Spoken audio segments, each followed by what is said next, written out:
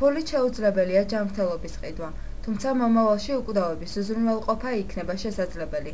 ამის რეალიზებაზე რუსი მეცნიერები მუშაობენ. ისინი მილიარდერებს აძლევენ საშუალებას, რომ მათი ტვინები სიკვდილამდე რობოტებს გადაენერგოს. სამეცნიერო კვლევის პროექტს ავატარ 2045 რუსი მედია მენეჯერი დიმიტრი იცკოვი ხელმძღვანელობს.